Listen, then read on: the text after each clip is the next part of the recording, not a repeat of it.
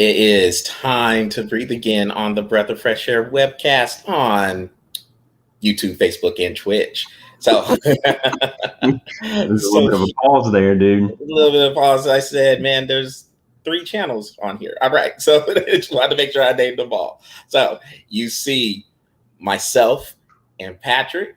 And Patrick, we have an hour before Game 6 of the NBA Finals comes on. So let's get into what we got and enjoy the game. So speaking of the NBA Finals, here we are in Game 6, and Milwaukee has a 3-2 lead going in to the home court. They're going to be at the Fiserv Forum. The Deer District is going to be jumping, and most importantly, for my selfish reasons, the prediction I had about the Bucks taking this in 6 games is still on track. We're on track. My Phoenix in 5 got derailed. So, but Patrick, look, hey, Phoenix is up 2-0, and Milwaukee has turned things around, taking the momentum away, and the games have been close, particularly games 4 and 5.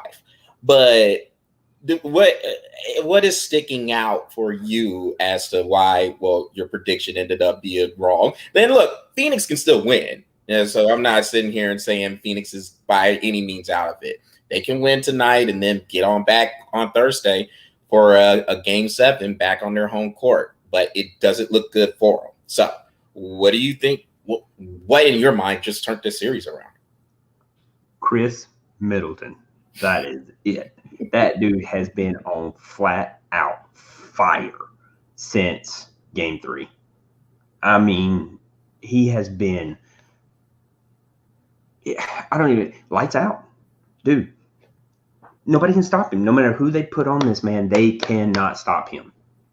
I mean, when they're like all 3 of these games, he's had like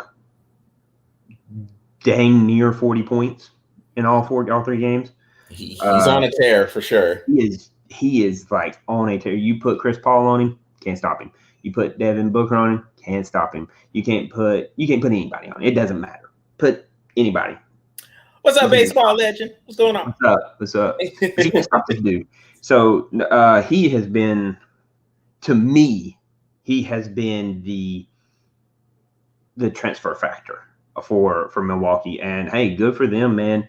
You're looking at what, 39 years since they've won their championship? Longer than that, man. 1971. So 1971. So what is that? 30 years? About 50. Over 50 years. Yeah. My math is way off, wasn't it? 71, 81. Yeah, 50 years for them. So hey, dude, if they can pull it off tonight, this is where Milwaukee has to pull it off. They need to close out the series for them to win. You would get your prediction right, Milwaukee in 6, because my Phoenix in 5 is bye-bye. But tonight is where it has to happen, because if Milwaukee has to go back to Phoenix and play a Game 7, with them being 6-6 on the road in the playoffs, that makes it hard for Milwaukee. Man, all right. So baseball legend, get back with us. And yes, we are about to talk about the Greek god, as you called him, Giannis Antetokounmpo. Yes. Make sure you charge that phone up too, so you can get back with us. But look, the big thing about this, Patrick, this what I was seeing when you, Stan, and I were talking about this series when it was about to begin is that's what's up.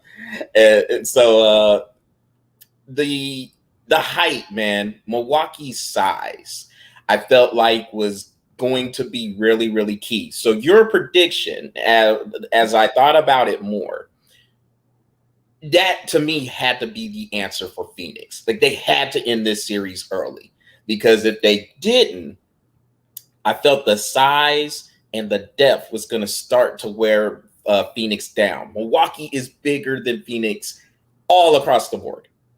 all across the board, bigger point guard because Drew Holiday, big point guard. Chris Middleton, big. PJ Tucker, big. Giannis, big. Brook Lopez, big. Can I say one thing about that Brook Lopez thing? Because you mentioned this at the end of the Atlanta series, and I want to reiterate this.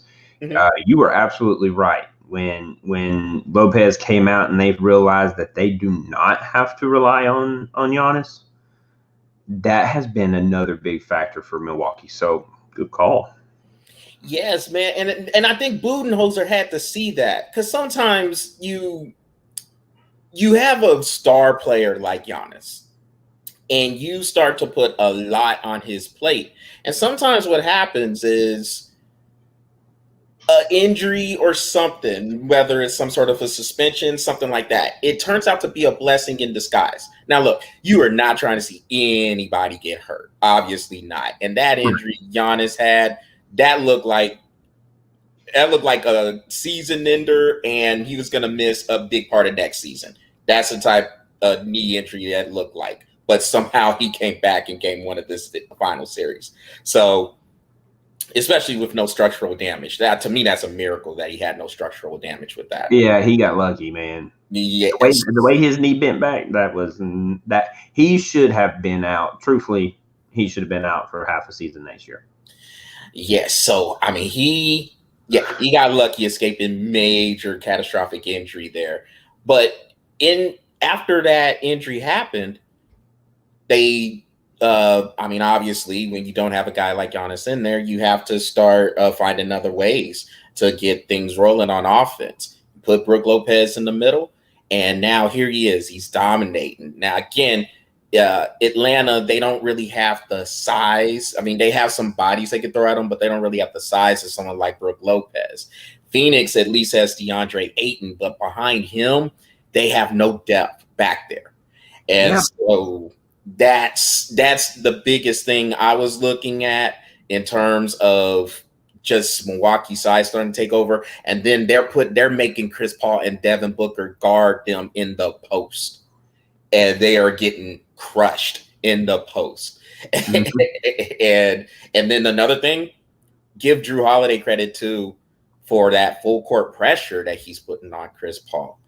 And I mean, I just think, just looking at it, how I predicted it, and hopefully it goes this way for me. As again, I'm not counting Phoenix out, but yeah, I felt like your prediction of Phoenix winning in 5, I felt like that was the way Phoenix was going to win. The longer this series goes, the more in trouble Phoenix is to me, because they don't have the bodies and the size and the height starting to wear Phoenix down, I think. Yeah. Real quick on the whole Drew Holiday with his full court press, you're absolutely right. He is forcing Chris Paul to pass the ball faster, which means he's not able to set up and run his own plays, which is what made Chris Paul so dangerous throughout the entire playoffs so far, up until Game 3, where when Drew Holiday started doing that. Well, you have to look at not only that, Drew Holiday, it starts with Drew Holiday with the full court press, right? Then after Phoenix does get it down here, the way Middleton is pushing the picks out of the way and sticking with his guy. So you're not getting Middleton on like Chris Paul, where he can give it to Devin Booker, which in game 1 and 2, Booker was making sport of Drew Holiday in most of those with those floaters and those drives that he was doing. He was able to match Holiday match for match. Well, they're not doing that now. Middleton is staying on Booker, and he's putting so much pressure on him, and that gives Holiday staying on Chris Paul, which Chris Paul cannot beat this dude. For whatever reason, he just cannot beat him. So, yeah, man, I did feel like if I was going to be right and Phoenix was going to win this, it would have had to been in 5. Like you said, I still feel Phoenix can win this, but Game 7, it would have to be. It obviously it's going to have to be there, but man, taking Milwaukee to Game 7, having to beat them on their home court tonight, and if Middleton is doing what he's doing for the past 3 games, it's going to be hard for Phoenix. And honestly, hey, my way I see it right now, I don't think we're seeing a Game 7. I think Milwaukee wraps it up tonight. Yeah, and another thing. Now, I'll give this to Devin Booker because Devin Booker has scored 40 points in the last couple of games, but he is hitting some really tough shots. I mean, the defense has been on him. Yeah, I mean, they have forced him to make some tough shots, but he's how it goes with that. And the law of averages, it's just like, man, he's making them that. I mean, regardless of whatever happens to Phoenix, whatever happens to them tonight and 2 nights from now, or a night, 2 nights from now, whatever happens to them, I will still stand firm in saying this is the rise of Devin Booker, and he is going to be here to stay. Yeah, Devin Booker is. He's definitely a star in the making. I'm not ready to call him the next Kobe Bryant yet, like a lot of these people have been trying to call him. I think that's crazy. We'll see. But this is a good start. It's a good start, exactly. Well, Patrick, hey, we'll get to watching this game here in a little bit, and then you and I will be talking during it. So let's get on with the Damian Lillard. All right, so Damian Lillard is. I have not heard this, so whatever you're about to say, got you. All right. Well, it's nothing too big as of yet. A lot of people are wondering if he's going to request a trade from the Portland Trail Blazers. We saw what happened in the first round this year. They got beat by the Denver Nuggets, and they didn't even have their backcourt. Really. Jamal Murray was out, Will Barton was out, and Denver still beat them in 6 games, winning the last game in Portland. So a lot of people were wondering, what is Damian Lillard going to do? He signed a long-term deal to stay there. We know he's been remarkably loyal, especially in this day and age where everybody is trying to get a super team together in whatever spot. Lillard saying, hey, I want to stick it out in Portland. But now, since the first round happened, we're not so sure. So I don't think, or number one, I still think Damian Lillard will stay in Portland. I don't think he's going anywhere. But I heard a few destinations where people were talking about him getting traded to the Lakers for Anthony Davis straight up. Now, before you respond to that, Patrick, I thought that was one of the dumbest things I have ever heard, ever. I'm sorry. I'm not. He doesn't want to win at all, man. Yeah, I'm not trading Anthony Davis to get Damian Lillard. And so my question to you is, how good is Damian Lillard? Look, we know he can score, but what else is he really giving you besides scoring? He's a ball-dominant player. He doesn't play all that great without the ball.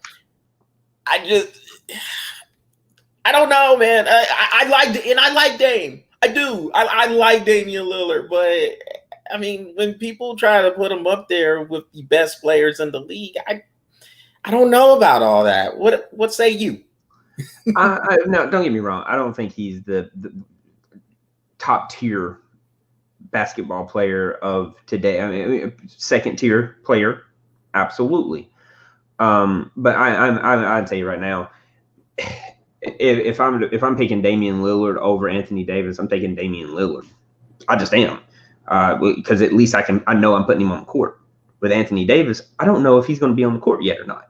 Yeah, that's the only thing about it, the health. Yeah. So with to me, I can't go with Anthony Davis. As good as he is, I can't go with him because if I take Damian Lillard, trade him for Anthony Davis, and then, I lose him because of whatever reason, now I'm out Damian Lillard and Anthony Davis. So my personal opinion, I'm taking it. I'll take Dame all day long. And that's no disrespect to AD at all. He's a great player.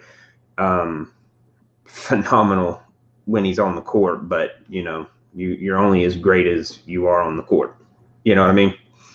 So I'll take Damian, but in that case, real quick, Patrick, would you trade him though? So if you're the Lakers, depends on what it is. Okay. I'm about to say, but there's nobody on the Lakers that I want. So, and that's the thing, man. And I know you had another point to make, but to me, man, I can't do that trade if I'm the Lakers because I don't think I'm improving myself. Yes, if Anthony Davis is healthy, because that's always the question with Anthony Davis, as you pointed out. This man could never stay healthy. Charles Barkley called him street clothes the other day. This man he's never on what it is. And he is always hurt. But do you think so? If you're the Lakers, if you're sitting in the Lakers' shoes, can you say, I'm getting better and I'm making my roster better by trading Anthony Davis to get Damian Lillard? No. But you're not doing it in Portland either. That's True. my point. There's nothing on either one of these teams that moves the needle for me. Because Portland has to have Damian Lillard on the court. They have to. So if they do trade, then they have to have Anthony Davis on the court. But like you said, Anthony Davis, he's never on. He's always injured, and Damian can't play without the ball. So, my personal opinion, you're not making either team any better. Now, if you're looking at wanting to make Portland better, then you go for a young stud. And that's where you go. So like, for example, if I was going to trade, I would probably trade Damian Lillard for Dragic and get him up there and start building around him. Younger, more reliable, and he can play without the ball. That to me makes more sense because now Portland's moving in the direction where I feel that the needle would be moved. Trading for Anthony Davis straight up, that to me just doesn't do anything. It doesn't make either team better. As a matter of fact, in my personal opinion, it makes both teams worse. They're better off with where they're at right now. So you're trading with Miami, in other words. So you're looking at Miami and seeing what you can get from them. I don't think I can get from anybody else because nobody in the Lakers offers me anything that makes my team better. I'm better off with Lillard than anybody on on the Lakers. Personally, Dragic to me, he's the same as Anthony Davis, Patrick. That Dragic is always hurt. Now, if you're telling me you're gonna get Trae Young, well, if you get Tyler Hero or Duncan Robinson, then I can I think those guys because they're younger. Dragic I think Dragic is about the same age as Damian Lillard, if not older. They're both in their 30s. Oh, wait, hold on. Then I might be telling you somebody else. Who was the guy that Atlanta drafted when they drafted Trae Young, when Dallas drafted Trae Young? Oh, Doncic? Luka Doncic? Luka Doncic. That's who I meant. I would trade for him. Dallas ain't doing that. My fault. Well, I know, but that's the type of player. That's what I mean by the type of player that I'm going for. Somebody that's going to be younger and move the needle. Because he does play well without the ball. Yeah, youngster. My fault. That's who I meant. All right. But look, you bring up Miami. Miami has been mentioned in some of these potential trade destinations. And so that's why I brought up maybe getting guys like Duncan Robinson or Tyler Hero. I feel like Miami, I don't even know how that would work because you have Jimmy Butler down there. He needs the ball in his hands. And so I don't know. The whole ball dominant guy that you have with a lot of these players, I just don't see how that's going to work out for the best. There's going to have to be a lot of sacrifice involved there. Plus you have Bam Adebayo there, who I don't think he's that great myself. I think he's okay. I think he's an all right player, but giving him like close to a super max, I don't know if I would give that to Bam Adebayo. There's nobody in Miami I'd give a supermax to. There's just not. I mean, and that, there's a lot of teams where there's nobody I would give a supermax to. There's nobody on the Lakers I'd give a supermax to. There's nobody on Portland I'd give a supermax to. Dallas has a supermax player in Lou. Atlanta has a supermax player. But they're not even due for a contract restructure until next year. So even in that point, there's not really anybody out there that I can deem worthy of a supermax player. That's just personal opinion. You know what I mean? Yeah, I mean, I guess a lot of it now depends on what you do with these all NBA teams, which to me that's a crazy barometer to me, I guess, to say, well, man, if you make first team all NBA, bam, dude, there's your bonus. And this bonus, you're talking about 25, 30 million more dollars in the bonuses. So, God. I mean, it's crazy. I didn't know it was that high, but it's pretty substantial, man. And so, I mean, the thing that makes it rough, Patrick, is you're depending on the writers to put you there. Yeah. Like it's based off of votes.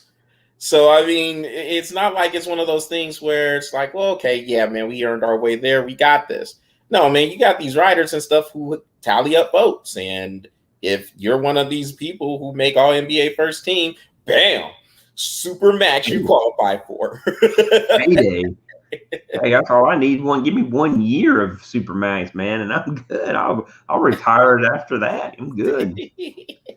So, no, man. I mean, I think you and I are in agreement about Damian Lillard, man. We think he's a really good player, but I don't know. Like, I don't see him. I don't see him moving to a squad, whether this is Philly, whether it is Miami. I've heard New York as well. Now, Philly would be interesting, because obviously, if you are going to trade for him, then Ben Simmons would have to be part of this deal. You're going to lose the defense, but you're going to gain an offense. So it's just really a matter of what you're looking for. You know how I feel about Philadelphia. I felt like if they had the chance to get James Harden and they could have traded Ben Simmons for it, I feel like they do that deal, because then nothing changes for Damian Lillard at that point. Mm-hmm. And truthfully, that you could handle that trade. I'd do it. Yeah, if I was Philly. Well, the contract matches, and so that's the thing. I mean, because those numbers have to match before you can say, "Oh man, let's trade these people." Saying, "Oh, well, you got two damn near supermax players." Well, that money's going to kind of match up. But what's going to be difficult for Philadelphia is trading Ben Simmons, because his stock is taking a remarkable hit based off of what happened in the playoffs. And now that contract he has looks like an anchor, man. It looks like an albatross. Well, and not only that, man, if you trade Ben Simmons to Portland, then who has the ball? They're going to look like a bunch of Falcons players looking at a fumble going, who gets it? Yeah. I guess McCollum becomes the guy. Oof, I don't know. Well, Patrick, hey, let's move on, man, to some baseball, and we're going to specifically talk about the Houston Astros, because I haven't gotten a look at the records, but I do remember the Astros are right there with the Chicago White Sox and the Boston Red Sox for best record in the American League, and not too far off the pace being set by the San Francisco Giants for best record in the majors. So the reason why I want to talk about the Astros is, of course, we know back in 2017, baseball legend is back talking about the Astros being a bunch of cheaters. More on that in a little bit, but that was 2 years ago, man. Let it go.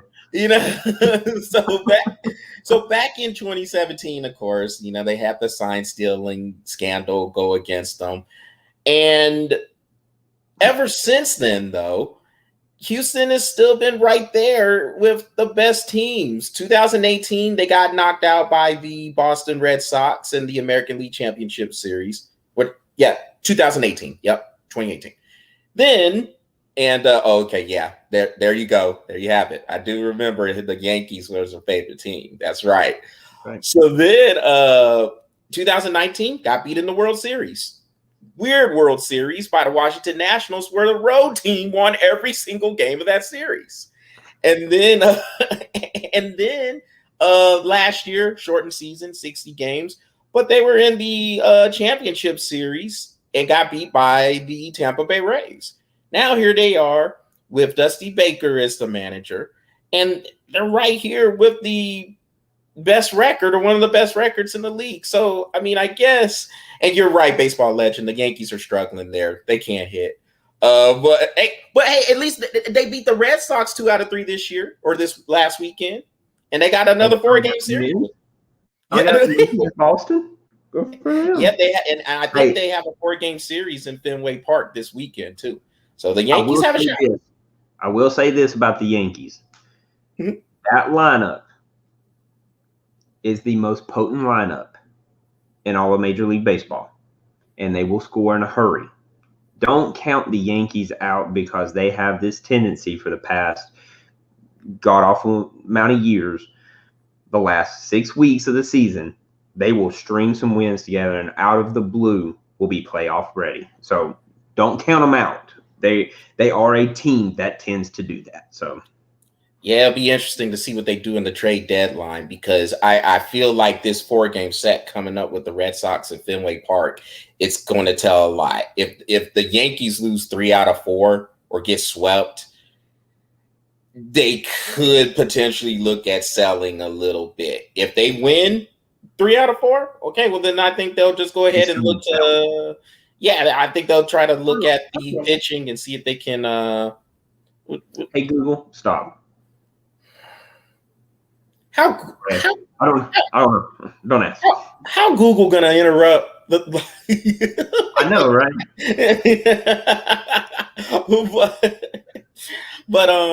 But back to the Astros real quick, man. Seeing how good they are playing, does this make you more upset? And I mean, you're the baseball guy out of the two of us. So would that make you more upset? He said if Judge gets traded, he's gonna, and then that's the thing. Judge is rumored to be in some trade rumors. We'll see. I think that would be crazy to trade him too, but we'll see what they do. Too young of a player, no. But seeing what the Astros are doing, would that make you more upset about the sign stealing scheme? Because obviously the Astros have a good enough team to where they wouldn't have to do something like that. So does that make you more upset, or does that just have you say, well, you know what? Everybody trying to steal signs. Personally, I can tell you, playing baseball in the levels that I've played in, we all trying to steal signs. Everybody's trying to steal signs. I know there's times where I'm sitting at second base as a runner. Yeah, I am gazing to see if I can see if he's throwing a fastball or not. Absolutely. So that's the reason why, and I was a catcher when I played. So that's the reason why you have mixed signs and you send different signals and stuff like that. It's so that it makes it harder to steal signs, because everybody's out doing it. It doesn't matter. It doesn't change year to year what's going on. And I'll read those comments in just a second. It doesn't matter what's happening year after year. Look, the only thing the Astros were doing was they were going all out to cheat. That was it. That was the only difference. They were using their Jumbotron, and they were using trash cans, and they were using everything to cheat. They even had their fans cheating. I mean, it was crazy what the Astros were doing. But everybody does it. It's just they just got caught. And am I telling you that Astros are out there trying to steal signs right now? Yeah, but I can name about 31 other teams that's probably doing the same thing. They just pulled it back some.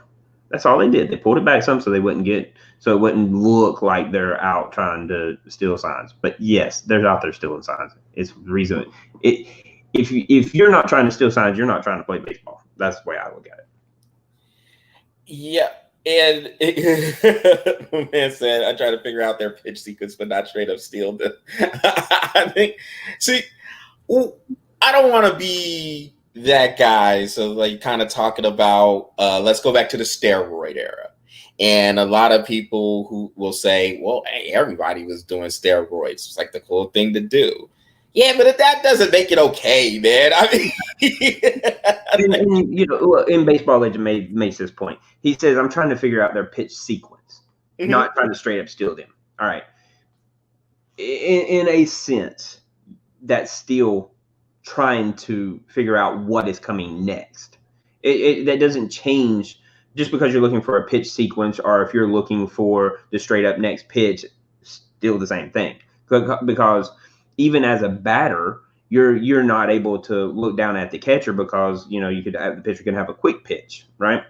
So as a batter, you have to look at him, and you're always watching him, the batter before you. What was his pitch sequence? He pitched a curve, he pitched a change, he pitched a fast. Well, is he going to do that same pitch sequence, or is he going to do that in reverse, or where is he picking up from? Because he might pitch change, fast, curve, which is still the same pitch sequence, just in a different order.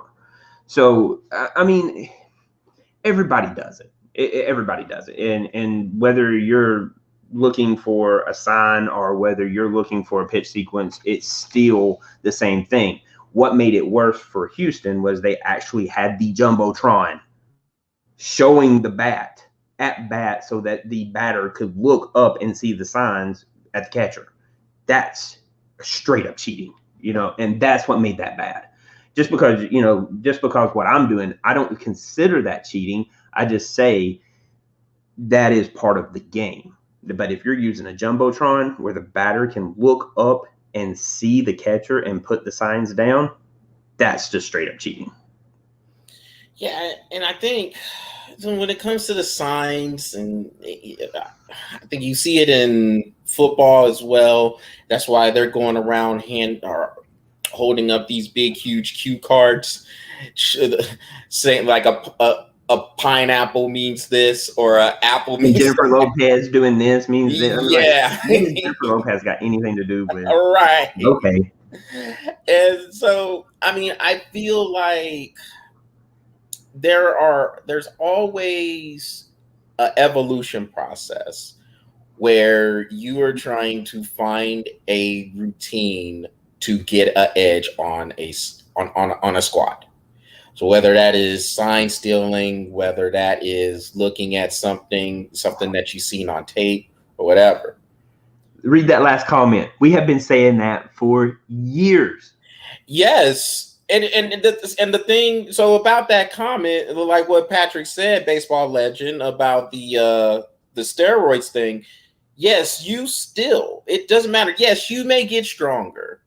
You may get a little bit bigger, but it is still not affect hand-eye coordination. Yeah, it is still hand-eye coordination that is having you hit a small round object with a glorified stick. And so there is nothing like that right there. See, to me, taking steroids, and again, I'm not okaying the use of steroids, but taking steroids is going to have more of an effect in football or in hockey or in basketball, one of these sports that are a little bit more fit, where there's more physical contact in it than in baseball. And so, I mean, when it comes to hitting the ball, like you said, if you're not, and 100-mile-per-hour fastball, exactly. So you still have to hit this small circular object that is coming 95, 100 miles per hour, dancing, doing whatever. Could be a 72-mile-per-hour knuckleball that you're trying to hit. And it's just a bunch of different stuff. You have to be able to time up, hit it, and get some distance on it, or just slap it to the opposite field or whatever it is. So, I mean, I think when it comes to that, looking at different pitches that might be coming up, stealing signs or whatever the case, I think there is an evolution process that's going on where teams are trying to get an edge in some way, shape, or form. It's just a matter of really, honestly, how far are they willing to get close to that line? And that's really what it boils down to. If you can get as close to that line without getting caught, then teams are going to do it. It's an arms race out here, and teams are trying to do anything they can, particularly your bigger market teams that are always up amongst the best teams. They're trying to do whatever they can to either A, get to the top, or B, whenever they do get to the top, stay up there. Yep. And so that's what we have to realize when it comes to these scandals. In other words, Patrick, what I'm saying is if your team, your favorite team, or a team in general is caught doing this, it should not be surprising to anybody. It should not be one of these things where people are just so upset about it. I mean, I guess on principle, yeah, you can be upset about it, because if you're talking about a team like the Astros, they have good enough players to where they probably don't have to do this. But if they are, anyway. Right. Exactly. I mean, they were a young team and they were making a lot of noise already, and they didn't need to do it. Now, moving, many years down the road, maybe they need to start trying, a little something here or there. But doing what they were doing, that was absolute, just straight up cheating, and you can't do that. I mean, banging on trash cans out in freaking center field. Yeah, banging on trash cans in the dugout and out in the bullpen because you can see that it's going to be a fastball. And dude, come on. That's just straight up cheating. You can't do that. But like Baseball Legend was saying, pitch sequence, trying to figure out signs like that on your own. Absolutely. To me, that's not cheating. That is just gaining that edge that you need to try to top your team, because chances are on the other side, they're doing the same exact thing. And I don't mind those things. But putting a batter on the Jumbotron for about 5 seconds while he's laying down the signs to his pitcher, that cannot happen. That's bullcrap. Yes. And one more thing, and I'll let you finish. If you haven't watched the Science of a Fastball, steroids will almost right there take steroids right out of the equation, because at a 95 mile an hour fastball, there is a point where the ball disappears and you have to guess where it's going to go. That means as a batter, you have to guess the future of where that ball is going to go, because there's a point where it disappears. So watch that and see if steroids will help you hit the ball that way. And that's the thing, Baseball Legend says, the Astros, they still have to hit the ball, but it doesn't make it okay. So I'm sure, of course, he's talking about the ceiling signs thing. And that's what I was talking about with the steroids, because people will say, well, everybody's doing it. But that doesn't make it okay to do it. Right. And so to me, I know people were really, really upset about the Astros doing it. I can understand why, particularly if you're a fan of the Yankees, as Baseball Legend is, or the LA Dodgers, who, of course, lost to the Astros in the World Series that year. I can understand those fans being upset, or any of the rival teams in the division, the Texas Rangers. I can understand that, even though the Rangers weren't doing anything. They just hate the Astros just because. So, I mean, you're definitely not trying to see that. What you say? Okay, I went to the trash can this game, and a person was throwing 96 on it. It is. Yes. I mean, even if you go to a minor league game, it is the way the ball comes off the pitcher's hand. It's TV doesn't do it any justice, man. It really doesn't. Mm-hmm.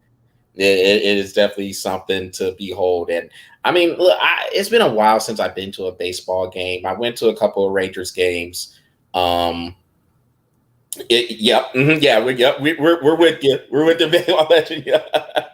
And so, once you, even like I said, even in the minor leagues, man, because I mean, here, of course, Patrick, the Frisco Rough Riders. Remember, I told you I used to work there, and they're the AA affiliate of the Rangers. even there, man, the way the ball is coming off of their hand when they're pitching, man, it's still something. It's different. It is that TV is just not doing that justice. I told you that one year I went to a baseball tournament and I got to see Carlos Zambrano, and I told you I doubled him into right field. But I can tell you, watching his curveball, which is probably one of the nastiest curveballs I have ever seen in my life, starts at your head and ends at your feet kind of thing.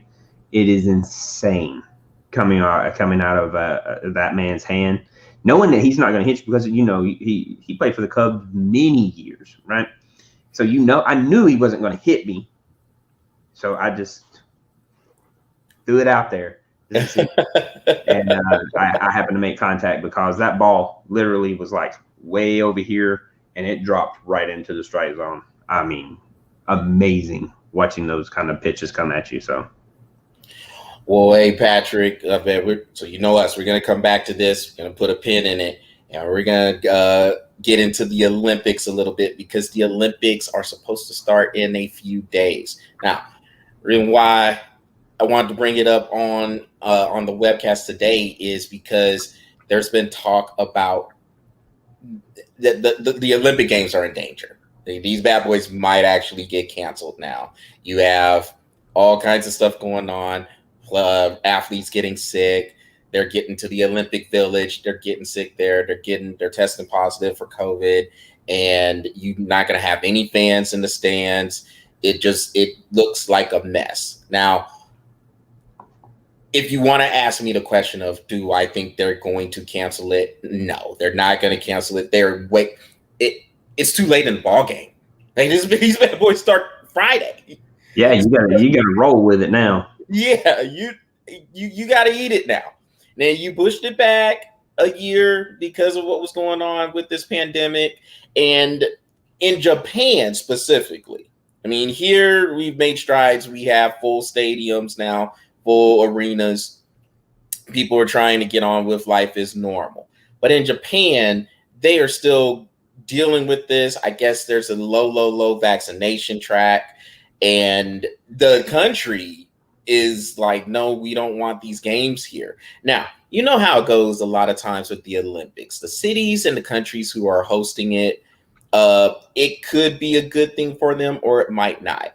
It just depends on what they do with all those facilities when the Olympic Games leave.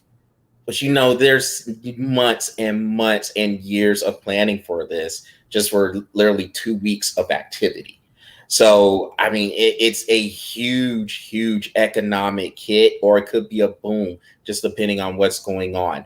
Now, I don't think Tokyo's a big enough city. I mean, Tokyo, if I remember right, is the largest city in the world, population-wise, in their metropolitan area. So, I mean, I think they would be okay, even if the Olympics weren't a big economic success. But even still, man, this is it. It could have a huge effect on them. I mean, obviously, there's like millions and billions of dollars that's put into this. And then the IOC president, as you know, Patrick, this is one of our four main most corrupt organizations that we know of. The president, Thomas Bach or whatever his name is over here talking about, oh, well, I mean, we've been paying attention to the reports from the media saying that the country doesn't necessarily want the games to happen. Dude, you're the IOC president. Do you really need the media to tell you this? Give me a break. Give me a break. You're the president of and the on top IOC. of him being corrupt, he's an idiot. Yeah, right. So we just gotta, you know what I'm saying? And, I was sitting here. I was reading a couple of Baseball Legends comments here. Did you say you hit a double off of Carlos Zambrano? Yes, he did. He did. I remember him telling me this story, man, when he was. Dude, I was so excited. Yeah. I think I told you that night. Guess what I did? Yep. And you have all the people training all their lives for that. Yes, and that's the thing. Yes, you have people who putting their lives on the line to go in here and train for these games. to tell them now at this late in the ball game that you're going to go ahead and cancel the games, that's tough to sell, man. And what really makes it messed up, talking about how corrupt the IOC is, I heard an interview today with Bob Costas. So, Bob Costas, legendary NBC sports commentator. He does the games for MLB Network now. And he has a special that's actually back on HBO, On the Record. Now I guess it's called Back on the Record. But he said he broke it down really elegantly, and this is something that I didn't even know, just kind of looking at the financial impact of this. The IOC, yes, they'll lose some money out of it, but they aren't going to take the hit like the host country, the host city, and the network, which in this case is NBC, because they have the exclusive broadcasting rights to this.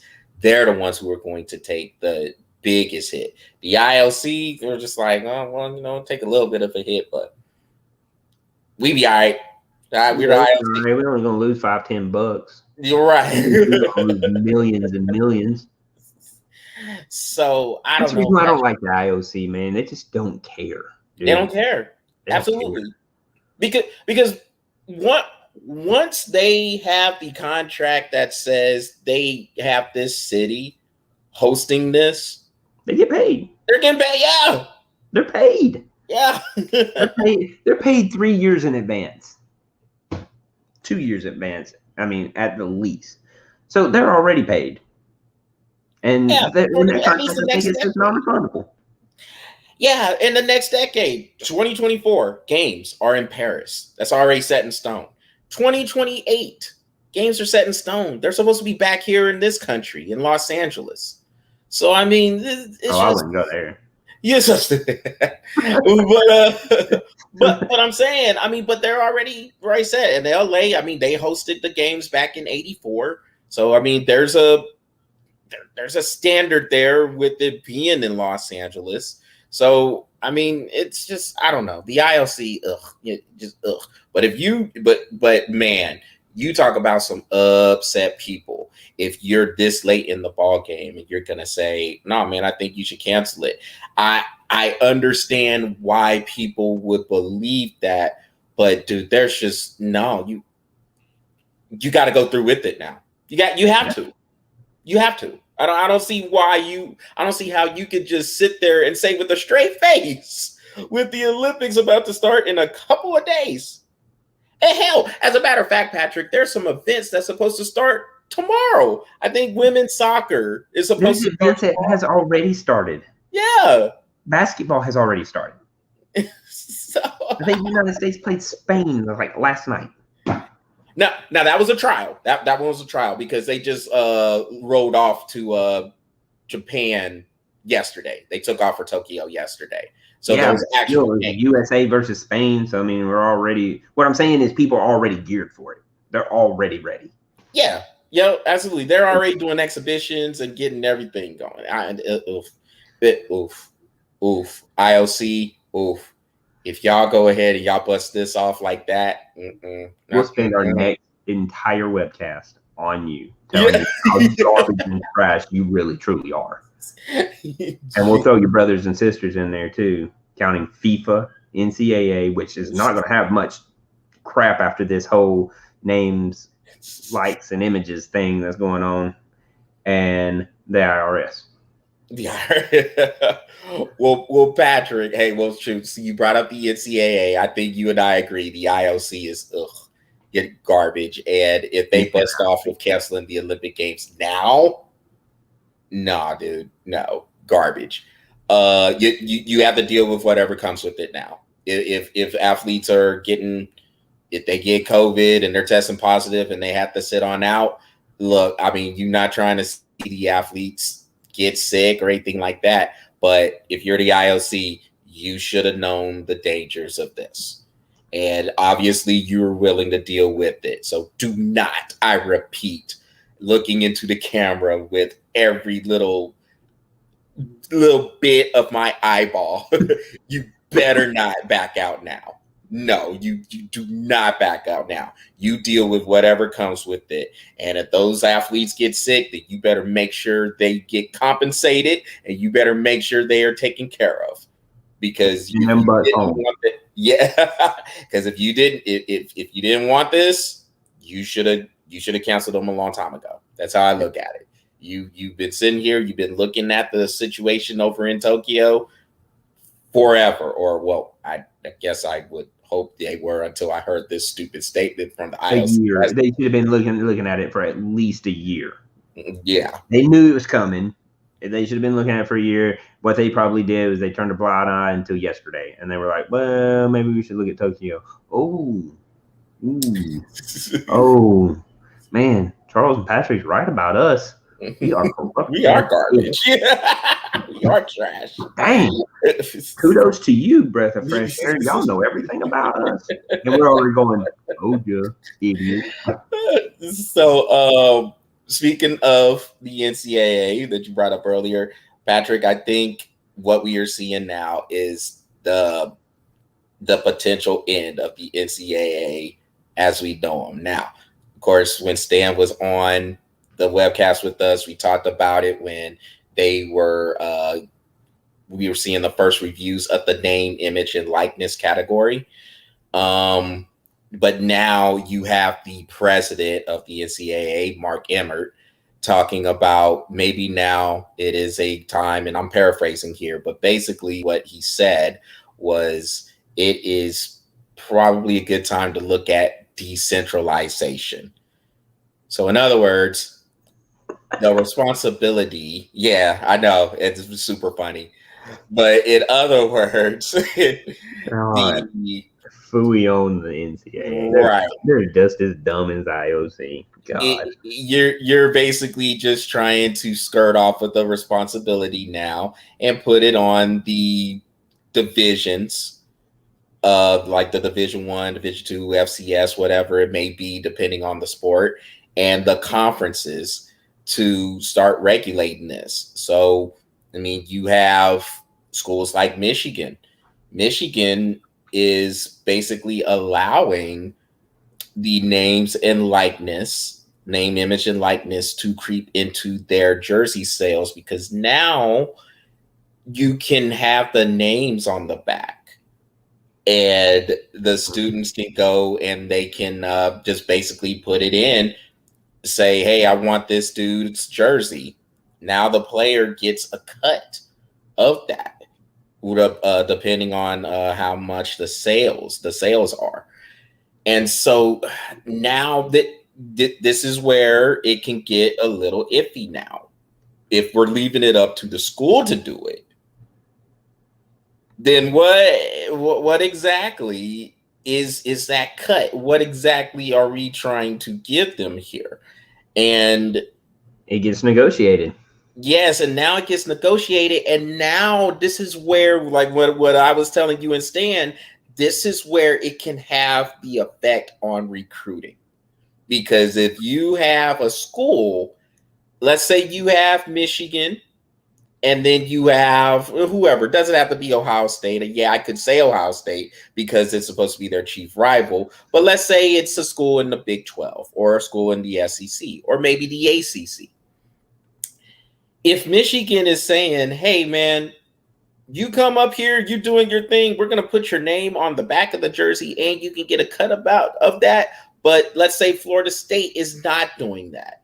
If a kid is being recruited by Michigan or Florida State or Florida State, they see what Michigan is doing. They're like, "What? Wait a minute. We can put our names on the back of the jersey. We can get our names on the back of the jersey that's being sold in the local student store or in the local library." Yeah, dude, I'm going to Michigan. Straight up. I can get paid doing this. That's where it can have the effect on recruiting. Now, yes, I get it. There are schools, they just have that personality. You know, you don't see Alabama potentially getting hurt by that too much. But have you seen what the quarterback is getting? Yeah, dude, $1 million. So Bryce Young, yeah. Yes, I did. First college player to hit $1 million, and they didn't even started the freaking season yet. 3 weeks. It was 3 weeks. Literally, not even 3 weeks since this rule went into effect. He's and already he's getting a bag. He's getting a bag. That is wild. And so, woo. But hey, Patrick, we saw this coming, man. Open season, man. Open season, and at this point, NCAA, as soon as they said, we approve it, you just literally walked yourself right out of the door. Y'all are not. Within a year, Charles, there is only going to be 3 corrupt entities because NCAA will no longer exist. They'll exist for like rules and regulations, but I mean, pretty much all the rules that ever got broken are now acceptable now. So what is the NCAA really going to be around for? Not much. Not much. Not much at all. I mean, the SEC runs on its own. ACC runs on its own.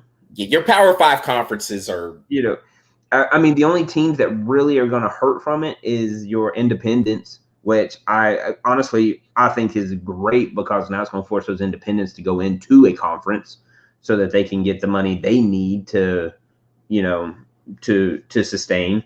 It's going to force teams like Notre Dame to actually fully 100% go to the ACC, which they need to do anyway. So, I mean, I think it's going to be a good thing for a lot of things, but now that I'm seeing some of the things that's coming out of it, I don't know, man. To me, there had to be, and I said it had to be done right. I'm looking back on it. I needed it to be a little bit more specific. There had to be boundaries. There has to be boundaries. There has to be a structure to the system because structure equals success.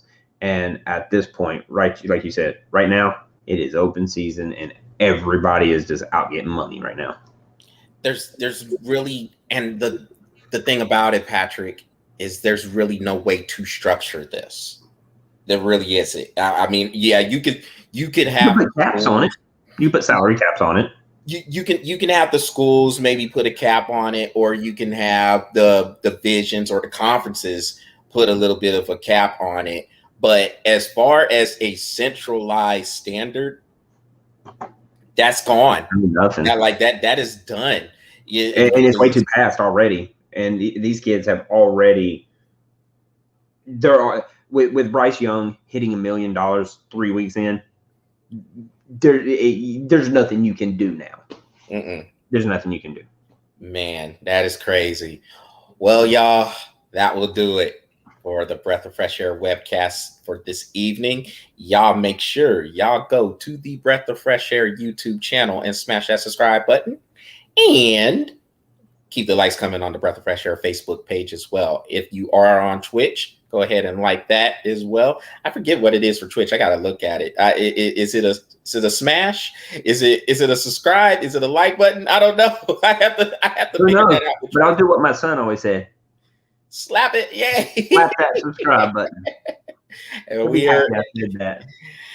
are at Both of Sports for the Twitch channel as well. So yes, everybody continue to keep the content, we keep the content going, but leave your comments on there, baseball legend. And I appreciate you getting back on here with us today.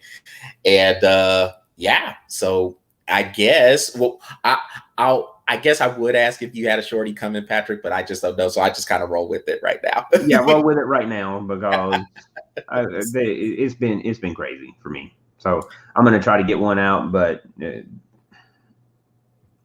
I'll let you know. All right. Well, hey, everybody, enjoy Game 6 of the NBA Finals tonight. And, we'll be back with a reaction to it. Until then, everybody take care. Have a good rest of the week.